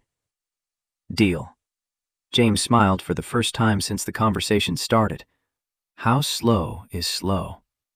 Sarah rose on her toes and kissed him, brief and certain. Answer enough. When she pulled back, his expression had shifted from hope to something closer to wonder. That felt pretty fast, actually. Shut up. Sarah laughed despite herself, the sound foreign after months of careful control. I'm allowed to be inconsistent. I'm not complaining. James pulled her closer, forehead resting against hers. Just clarifying parameters.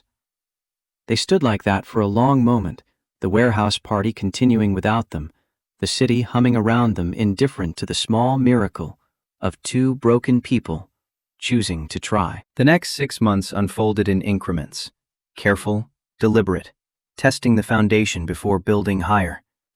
James and Sarah resumed their coffee meetings, but added Lily and Owen to the equation. The kids picked up their friendship like no time had passed, immediately launching into collaborative robot projects that grew increasingly ambitious. Reynolds Engineering Solutions expanded steadily. Sarah hired her first employee, a recent graduate named Jennifer, who brought fresh perspective and allowed Sarah to take on more complex projects. The company wasn't making her rich, but it was sustainable, growing, hers, in a way that working for someone else could never be. James used his foundation work to rediscover purpose beyond profit margins and market dominance. He mentored engineering students, provided strategic guidance to startup founders, connected talented people to opportunities the way he'd once connected Sarah to Apex Renewables. The work suited him better than corporate warfare ever had. They navigated the complexities of blending families with excruciating care. First introduction of the kids to the relationship, presented as Mommy and Mr. Morrison dating, with emphasis that sometimes adults try things that don't work out. Owen had responded with enthusiasm that bordered on manic, clearly starved for family expansion. Lily had been more cautious, asking pointed questions about whether this meant James would leave, like Daddy did. The question had gutted Sarah, but James had handled it with unexpected grace. I can't promise I'll never make mistakes, or that things will always be easy. But I can promise I'll always be honest with you, and I'll never just disappear. You deserve better than that. The answer had satisfied Lily enough to cautiously accept the new arrangement. Over months, her wariness transformed into genuine affection, particularly after James spent an entire Saturday helping her build a solar panel system for the robot she was entering in the regional science fair. Sarah met Owen's therapist, participated in family counseling sessions that helped navigate the complicated terrain of new relationships in the shadow of grief. Owen's attachment to Sarah developed more slowly than his friendship with Lily, testing boundaries with the kind of behaviors that Dr. Patterson explained were normal for children who'd lost a parent, pushing away to see if she'd leave, seeking reassurance through difficult questions. The first time Owen called Sarah by her first name instead of Miss Reynolds felt momentous. The first time he asked her opinion on something instead of his father felt like trust earned. The first time he said goodnight to her along with James felt like acceptance. James sold the penthouse in October, the decision made easier by Owen's enthusiasm for change. They found a townhouse in Pacific Heights, with space for both kids to have their own rooms, a backyard large enough for robot testing, and a den that James converted into office space for the foundation work. Sarah kept her Oakland apartment initially, maintaining separation for the sake of propriety and caution. But she spent most nights at the townhouse anyway, slipping into a domestic rhythm that felt simultaneously foreign and deeply right. Shared dinners, homework help tag teaming, weekend park visits, the mundane intimacy of building life together. December arrived with a kind of cold that made San Francisco feel almost seasonal. Sarah stood in the townhouse kitchen making hot chocolate, while James assembled Owen's latest robot kit on the dining table. Lily supervised, offering engineering advice that Owen sometimes accepted with 7-year-old magnanimity. 1 year since the earthquake. The anniversary had passed without fanfare, acknowledged only by the text James sent that morning. Best decision I never made was being in that alley. Sarah had responded. Best decision I did make was stopping. Her phone buzzed with an email notification she almost ignored, until she saw the sender. Velocity Engineering Group, the company that had absorbed Morrison Engineering in the hostile takeover. Sarah opened it with curiosity rather than concern. The message was formal, corporate, devoid of personality. Velocity was interested in acquiring Reynolds Engineering Solutions. They'd been tracking her work, particularly the innovations she'd developed for Apex Renewables and precision manufacturing. The offer was substantial, $1.2 million for the company, and a 5-year employment contract at $300,000 annually.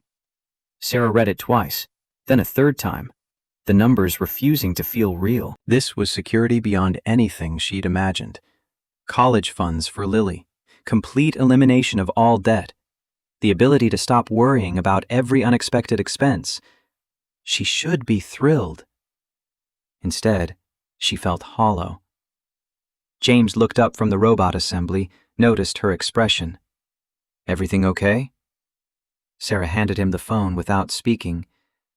He read the email, his face cycling through surprise, calculation, and finally concern. "This is a significant offer. It's everything I've been working toward." Sarah heard the uncertainty in her own voice.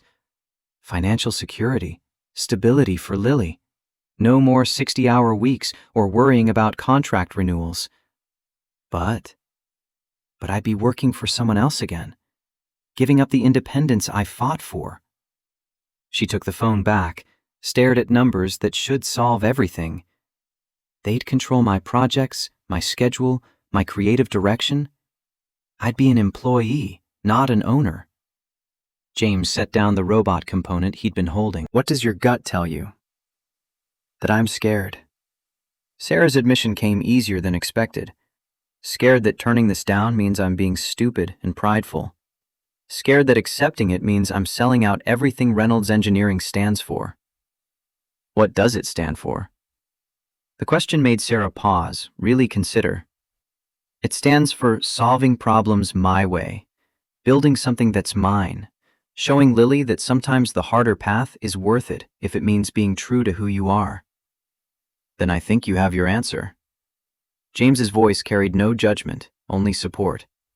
But that's a lot of money to walk away from. You should take time to really think about it. Sarah looked at Lily and Owen, absorbed in robot construction, arguing cheerfully about optimal gear ratios. She thought about the business she'd built from nothing, the clients who trusted her expertise, the freedom to choose projects that mattered rather than assignments handed down from corporate leadership. The decision crystallized with unexpected clarity. "I'm going to say no." James studied her carefully. "You're sure?" "I didn't build this company to sell it to the first bidder." Sarah felt certainty replace doubt. "I built it to prove I could, to show Lily that we don't need rescuing, we need opportunity. Velocity can find someone else to absorb." "That's going to be an interesting email to write." James smiled, pride evident in his expression. "For what it's worth, I think you're making the right choice. The hard choice, but the right one." "Since when is the hard choice the right choice?" Sarah tried for levity but couldn't quite manage it. "Since you taught me that some things are worth more than security." James pulled her close, voice dropping to intimacy meant only for her. "You turned down my job offer because you needed to earn it yourself. This is the same principle, just bigger stakes." The parallel was uncomfortable, but accurate. Sarah had built Reynolds Engineering on the foundation of self-sufficiency and earned success. Selling it now would betray everything that foundation stood for. She drafted the email that evening, professional but firm. "Thank you for the generous offer, but Reynolds Engineering Solutions is not for sale at this time. We remain committed to independent operation and client-focused innovation." She hit send before second thoughts could intervene. James appeared behind her as the email disappeared into the digital void. "No regrets? Ask me in 6 months when I'm scrambling to make payroll." But Sarah found herself smiling despite the joke. No regrets. Christmas approached with the kind of chaos that came from merging families and traditions. Owen wanted to decorate early, enthusiasm that suggested this would be his first real celebration since Rebecca's death. Lily lobbied for a tree tall enough to reach the ceiling. James and Sarah attempted to navigate the logistics of whose traditions took precedence and whose needed gentle retirement. They settled on compromise, tree shopping together, each family contributing favorite ornaments, establishing new traditions while honoring old ones. The townhouse filled with the kind of controlled disorder that spoke of children present and engaged. Sarah watched James help Owen place Rebecca's favorite ornament near the top of the tree, saw the way his hands trembled slightly before steadying. Grief didn't disappear just because new love arrived. It coexisted, made space, became part of the fabric rather than the entirety of experience. That night, after the kids were asleep and the tree lights cast soft shadows, James pulled Sarah onto the couch and produced a small box that made her heart stop. Before you panic, it's not what you think. His smile was nervous despite the reassurance. Or maybe it is. I'm not actually sure what you're thinking. Sarah opened the box to find a key. Simple brass, no frills. What's this? Officially, it's to the townhouse. James's thumb traced patterns on her wrist. Unofficially, it's me asking you to move in. Permanently. Not just sleeping here most nights, but actually making this your home. The offer shouldn't have surprised her. They'd been dancing around the question for weeks, the natural progression of a relationship that had already blended families and futures. But hearing it made explicit created a flutter of panic alongside the yes already forming. That's a big step. Sarah kept her voice light. You sure you want me and Lily underfoot all the time? I want you underfoot, in the way, taking up closet space, leaving coffee cups in the sink. James's expression turned serious. I want to wake up to you every morning instead of just the mornings you stay over. I want Lily to know this is her home, not just a place she visits. What about Owen? Does he know you're asking this? He helped me pick out the key. James's admission made Sarah's chest tight. Actually, he asked why you weren't already living here permanently. Suggested we were being silly about it. 8-year-olds have that clarity sometimes. So do 35-year-old women who know what they want. James took her hand, the gesture both plea and promise. Move in with us, Sarah. Make this official. Let's stop pretending we're not already a family. The word family landed with weight Sarah hadn't expected. She thought about Lily's drawings, the ones that showed 4 people holding hands in front of a house that looked remarkably like this townhouse. Thought about Owen's careful questions about whether she'd still be around at Christmas, at his birthday, at the science fair next spring. Thought about James, who'd sold his company and rebuilt his purpose, who'd learned to let grief and hope coexist, who'd chosen risk over safety because some things were worth the fear. Yes. The word came out simpler than the decision felt. We'll move in. James kissed her then, deep and thorough, communicating everything words couldn't capture. When they finally broke apart, both breathless, he rested his forehead against hers. For the record, the 8-year-old was right. We were being silly about it. Sarah laughed, the sound carrying relief and joy and the tentative hope of someone who'd spent years expecting disappointment. We're allowed to be cautious. We're allowed to be happy, too. James's voice held wonder, like he was testing the truth of the statement. I think we've both forgotten that. They sat in the soft glow of Christmas lights, planning logistics and discussing how to tell the kids, making lists of what needed to move and what could stay.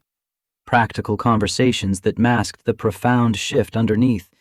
2 people who'd survived loss, choosing to build something new together. Moving day arrived in January, with rain that turned the city gray and miserable. Sarah packed her Oakland apartment with Lily's help, each box containing memories of struggle and survival. The threadbare furniture they donated, the kitchen table that had served as desk and dinner location, stayed behind for the next tenant who needed affordable housing. Lily took photos of empty rooms, preserving something Sarah couldn't quite name. This is where we were sad sometimes. Her daughter's observation was matter-of-fact, but also where we were strong. The 7-year-old wisdom brought tears Sarah barely managed to hide. Yes, baby. This is where we learned to be strong. The townhouse absorbed their belongings with ease. Sarah's engineering books filled empty shelves in the den. Lily's clothes populated the closet in her new room, bigger than anywhere she'd lived, with windows overlooking the garden where they planned spring planting. The transition felt simultaneously momentous and seamlessly natural. Owen helped Lily arrange her robot collection with the seriousness of a museum curator. These go in order of complexity. The early models show your development trajectory. Lily accepted this organizational logic without question, the two of them creating their own language around shared interests. Sarah watched them work and felt gratitude so intense it threatened to overwhelm. James found her standing in the doorway, emotions visible on her face. "You okay?" "I keep waiting for something to go wrong." Sarah's admission came quietly. "For this to fall apart or prove too good to be true?" "It might fall apart." James pulled her close, honesty more comforting than empty reassurance.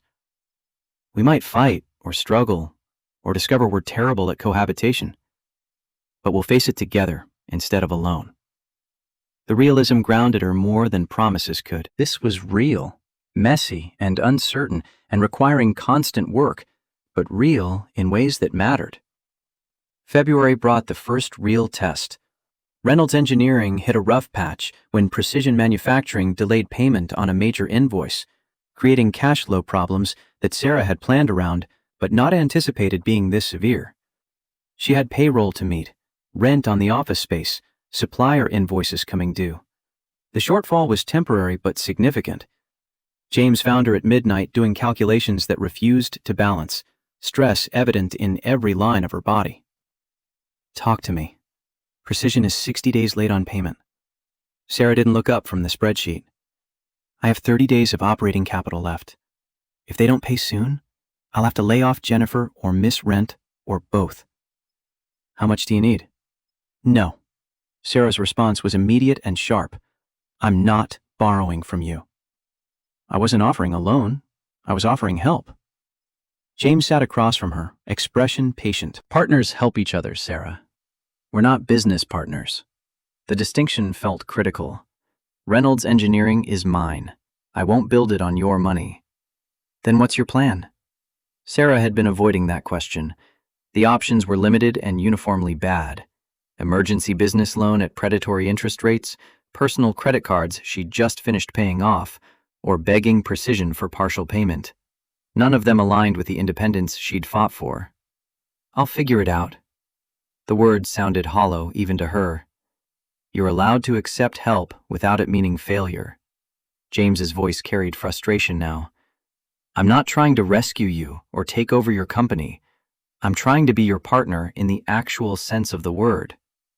"By throwing money at my problems?" "By offering support the way you offered support when I was spiraling after selling Morrison?" "Did you think that was weakness? When you listened to me process grief and purpose and what the hell I was doing with my life?" The parallel made Sarah pause. She hadn't thought James weak for needing emotional support, hadn't judged him for the vulnerability he'd shown. But financial help felt different, contaminated by years of proving she didn't need rescue. This is different. Why? Because money is involved? James leaned forward, urgent. "Sarah, you sat with me through the darkest period of my life. You helped me see that losing the company wasn't losing myself. Let me help you through a temporary cash flow problem. It's not the same as being dependent." The argument was sound, logical, everything Sarah would have said to someone else in her position, but accepting it meant releasing the death grip on independence that had defined her survival. Alone. Her terms came out firm. Market rate interest, formal paperwork. I pay it back within 6 months. "Fine," James agreed without hesitation. "But you're being ridiculous about this." "I'm being consistent." Sarah managed to smile despite the tension. "You knew I was stubborn when you asked me to move in. It was part of the attraction." James's return smile held affection and exasperation. among your many charming qualities. They drew up loan papers that night, formal and binding, removing any ambiguity about the arrangement. James transferred $50,000 the next morning. Sarah used it to make payroll and pay rent, breathing easier while simultaneously hating that she'd needed help. Precision Manufacturing paid their invoice 3 weeks later, apologetic about accounting delays. Sarah repaid James's loan in full within 4 months, taking satisfaction in checking that particular box of independence reclaimed. The experience taught her something uncomfortable but necessary, that accepting help didn't erase her strength, that partnership meant leaning on each other through different kinds of struggles, that her worth wasn't measured solely by her ability to survive alone. Spring arrived with Lily's 8th birthday, and plans that required coordination between 4 people, 2 households becoming one, traditions blending and creating. They threw a party at the townhouse, inviting Lily's school friends and Owen's, the backyard filling with children while parents made small talk that gradually became genuine conversation. Sarah watched James help orchestrate party games with the competence of someone who'd done this before. For Owen, with Rebecca, grief and joy coexisting again, visible in the careful way he handled the cake Rebecca would have made from scratch, settling instead for bakery perfection decorated with Lily's favorite robot designs. Owen appointed himself official party coordinator, managing chaos with enthusiasm that suggested this was the family he'd been hoping for. Lily basked in the attention, surrounded by friends and celebration, and the secure knowledge that both her parents, mother by birth, James by choice, were fully present. Mrs. O'Brien attended, offering Sarah a knowing smile. "You've done well, dear. This is what your mother would have wanted for you." The comment released something Sarah had been holding tight. Her mother would have approved of James, would have recognized in him the kind of partnership that elevated rather than diminished, would have been proud of Reynolds Engineering and the life Sarah had built through determination and calculated risk.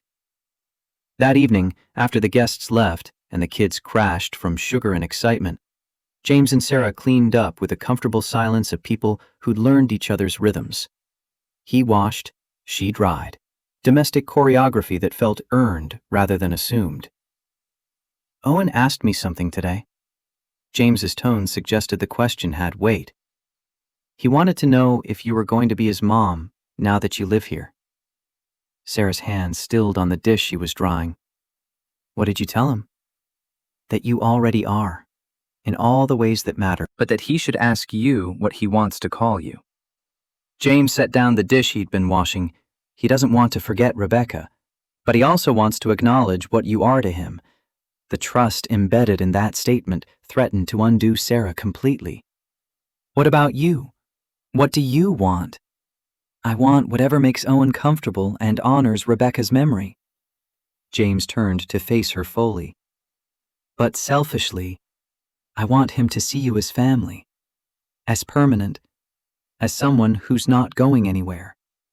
"I'm not going anywhere." Sarah set down the dish towel, giving this conversation the attention it deserved. "But I won't try to replace his mother. That's not my role." "You couldn't replace her if you tried." James's certainty was absolute. "Rebecca will always be Owen's mother, but you're becoming something else equally important." Someone who chose to love him, who shows up for him, who helps him build robots and navigates his therapy appointments and makes him feel like family, can expand instead of only contracting through loss. The description aligned with how Sarah had been thinking of her role, not replacement, but addition, not erasure, but expansion. "I think I'd like Owen to decide what feels right to him. No pressure, no expectations." "That's exactly what I told him you'd say." James smiled. "He's thinking about it." Meanwhile, Lily asked me yesterday if it was okay to call me Dad. Sarah's breath caught. "What did you tell her?" "That I'd be honored, but only if it feels right to her." James's expression turned vulnerable. "I don't want to overstep. David is her father, even if he's absent. David gave up that title when he left." Sarah spoke with the finality of someone who'd made peace with abandonment. "If Lily wants to call you Dad, you've earned it in ways biology can't match." They finished the dishes in weighted silence, both processing the way their family was transforming beyond the simple merger of households into something more profound, chosen kinship that transcended blood and history. Summer brought the science fair, where Lily and Owen presented their collaborative project, an adaptive solar kinetic hybrid power system that could adjust to varying environmental conditions. The complexity was ambitious for their age, the execution impressive enough to win first place in their division. The judges commented on the sophisticated engineering principles demonstrated, the clear evidence of teamwork and iterative design. Sarah watched with pride that felt almost painful in its intensity, while James recorded video with hands that shook slightly. Owen and Lily accepted their trophy with matching grins, already planning the next project before they'd even left the stage. The easy partnership between them reflected the adults who'd modeled collaboration over competition, showing them that building together yielded better results than building alone. That night, after celebration dinner and too much ice cream, Owen approached Sarah with the careful posture of someone preparing for significant conversation. "Can I talk to you?" "Of course." Sarah set aside the dishes she'd been loading, giving him complete attention. "I've been thinking about what to call you." Owen's words came slowly, testing weight and permission. "Dad said I should decide what feels right."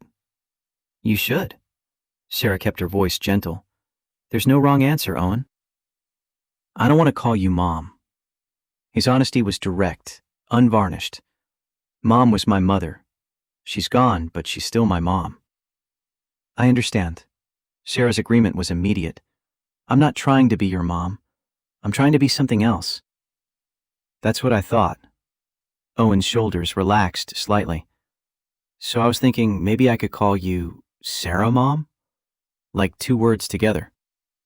So it's clear you're not replacing my mom, but you're also not just my dad's girlfriend." The construction was brilliant in its simplicity, acknowledging both connection and distinction.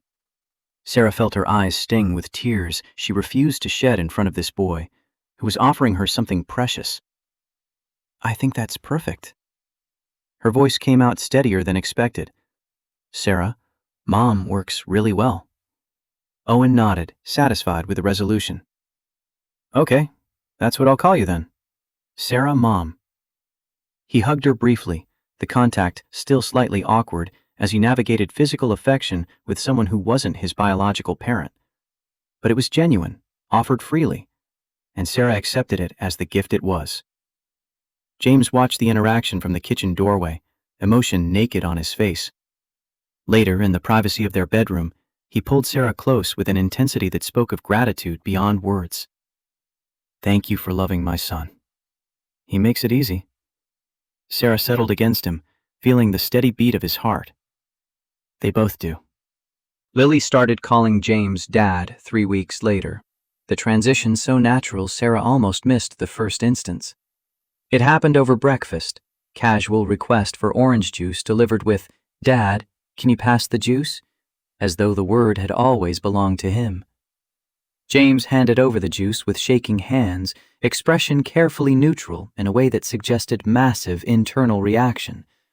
Sarah caught his eye across the table, saw the wonder and terror and overwhelming love, and knew he understood the weight of what Lily had just given him. December returned with snow and the 1-year anniversary of everything changing. Sarah stood at the window of the townhouse, watching flakes fall over the garden where spring would bring the flowers they'd planted together. A family project that involved more dirt and laughter than successful horticulture. James appeared behind her, arms circling her waist, chin resting on her shoulder. "What are you thinking about?" "How much can change in a year?" Sarah leaned into him, solid and warm and present. "How different everything is from where I thought I'd be." "Better or worse?" "Better." The answer came without hesitation. Harder sometimes, more complicated, but infinitely better. The kids were in the living room building their latest robot collaboration, voices carrying through the walls with the comfortable noise of siblings who'd chosen each other. Lily's engineering suggestions mixed with Owen's coding solutions, creating something neither could have built alone. "I keep waiting to wake up." Sarah's admission was quiet. For this to be the dream and the struggle to be reality, What if the struggle was preparation for this? James turned her to face him. What if surviving all those years alone taught you how to recognize what matters when you finally found it? The philosophy was appealing, but Sarah's practical nature resisted easy narratives. Or what if I just got lucky? Right place, right earthquake, right stranger trapped under concrete? You didn't get lucky. James's certainty was absolute. You made a choice that cost you everything you'd worked for. Made it again when you refused my job offer because you needed to earn success yourself. Made it every time you chose the hard path because it aligned with your values. And you made a choice too. Sarah traced the scar on his forehead, faint now but permanent. To trust a stranger when you were vulnerable. To accept help building your foundation. To risk loving again when grief was safer than hope. We made a lot of choices. James smiled, the expression carrying the weight of everything they'd survived together and separately. Turns out some of them were good ones. The kids called from the living room, demanding adult consultation on a robot design disagreement. James and Sarah moved to help, stepping into the chaos of family with the ease of practice and the gratitude of people who'd learned not to take any of it for granted. Outside, snow continued to fall on San Francisco, unlikely and beautiful. Inside, two families that had been broken apart by loss and circumstance knit themselves together through choice and effort and love that was both harder and simpler than either adult had expected. Sarah thought about the earthquake that had shattered her plans and created new ones. Thought about the choice she'd made in an alley that cost her a job but gained her a life. Thought about all the impossible decisions that had led her here, to this moment, to this family. Sometimes the earth has to shake before we finally stand on solid ground. The thought carried the weight of hard-won wisdom, the kind earned through surviving disaster and choosing hope anyway. And sometimes, Sarah thought watching James help Owen and Lily troubleshoot their robot design, sometimes solid ground looks like chaos and noise and the beautiful disorder of people who've chosen to build something together from the rubble of what they've lost. She'd made the right choice that morning on the platform. Not the easy one, not the safe one, but the one that aligned with who she needed to be. And that choice had led to more choices, each one a small risk that accumulated into transformation. The robot sparked to life, powered by the hybrid system the kids had engineered. Owen and Lily cheered while James and Sarah applauded. And for that moment, snow falling outside, family together inside, everything felt exactly as it should be.